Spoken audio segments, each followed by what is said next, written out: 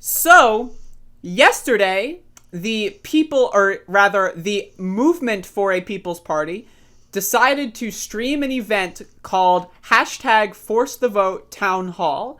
Now, when you think of a town hall, would you think of community members, audience members asking people questions about the strategy? That's what I was thinking. I thought it was going to be a town hall. I thought that I would get to submit a question and have Jimmy Dore respond to the question. But it was not a town hall, it was a podcast. So yesterday, I streamed myself watching the entirety of this podcast, from start to finish, from when it went live to when it ended. And you can go watch my full 2.5 hour live watch through. I might pull some clips out of that, I think, because there were a lot of good moments. And some of the people that were watching my watch through were also posting some of what I was saying on Twitter. And I want to highlight this moment here. So this is a clip that someone pulled from my stream yesterday, which I think was the most problematic part of the hashtag Force the Vote Town Hall. Now, real quick before I play this, there was an after show, what they advertised as an after party. And so I thought, here I was thinking the hashtag Force the Vote was the main thing. And I went to bed. It was almost like 11 or so p.m. I went to bed. Now, it appears that the after party, I might have to do like a fucking watch through of that too. Because it appears that that was an utter disaster. And I've got clips here that will show that. But let me watch this part. This part I saw last night. And this is a clip from my show yesterday. It's rich people. It's people who have great health care. It's people who aren't facing eviction. It's people who aren't facing a bankruptcy for medical debts. Those are the people who are against hashtag Force the Vote, or people who are actively working against it for whatever reason. There's no reason to be against this. This is what we've been screaming about our entire life. Nancy Pelosi, Lee Fong found a video of her demanding a vote on single payer in 1994. Literally so lying. She's going to be going out as speaker in 2022. Lying. She's going to bookend her career by calling for a single payer vote and denying a single payer vote. That's going to be the bookends to her career while people are dying during the deadly pandemic. So, okay. Jimmy Dore here, right, is saying that Nancy Pelosi is bad. I agree. Therefore, AOC, I'm coming for you. What? Like, again, this whole town hall that they did was called hashtag Force the Vote Town Hall. They literally spent, and I shit you not, they literally spent 0 seconds talking about the hashtag Force the Vote strategy. They spent 0 seconds.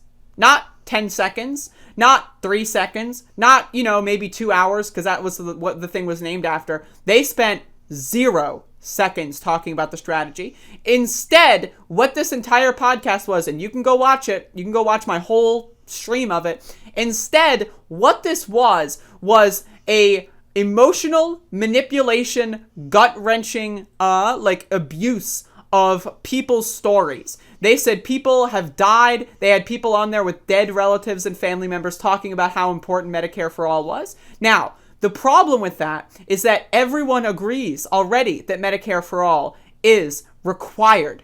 What we are disagreeing on is the specific parliamentary procedure that Jimmy Dore is trying to shove down our throat. And Jimmy's going to get a little bit more unhinged here in a second, right?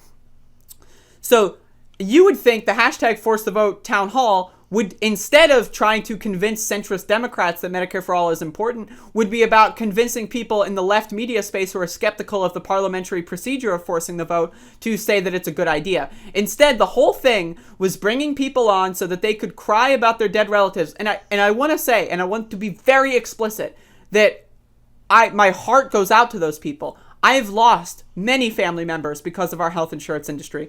I have lost thousands of dollars and 10 years of my childhood because of the health insurance industry. I had a lot of chronic illness as a kid, and it's lasted my whole life, right? So I know the suffering that people are going through, right? But Jimmy Dore is saying it's all AOC's fault. And the thing that really upset me last night, and I don't want to clip it because I don't want to embarrass or expose someone who's being manipulated, was when one of the activists that they brought on started crying. She literally was in tears. And when she was in tears, she was saying, AOC, are you the same person that I fought for? She was in tears.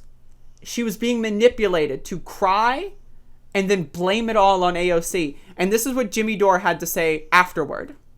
And I'm supposed to be embarrassed that I'm raising my voice. Well, I'm not. And if they don't fucking do this, I'm coming. You shouldn't be embarrassed for raising your voice. I agree, Jimmy Dore. Healthcare is a serious crisis.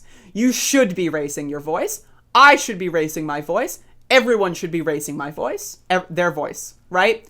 But what we should not do is scream and yell at the only people that are on our side. What we should do is attack Nancy Pelosi, Barack Obama, Joe Biden, Mitch McConnell, GOP leadership in general, Democratic leadership in general. We should be running in state and local races. We should be doing mutual aid organizations, right? But no, what Jimmy Dore is about to do here is fucking ridiculous.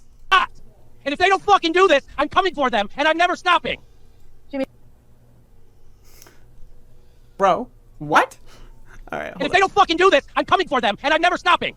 Jimmy, somebody asked me online the other day, why are you Oh, let's change the topic. Let's change the topic. So, okay, this is the part. And again, you can go, I really implore you, if you actually care about this People's Party grift, I highly recommend to go watch my overview.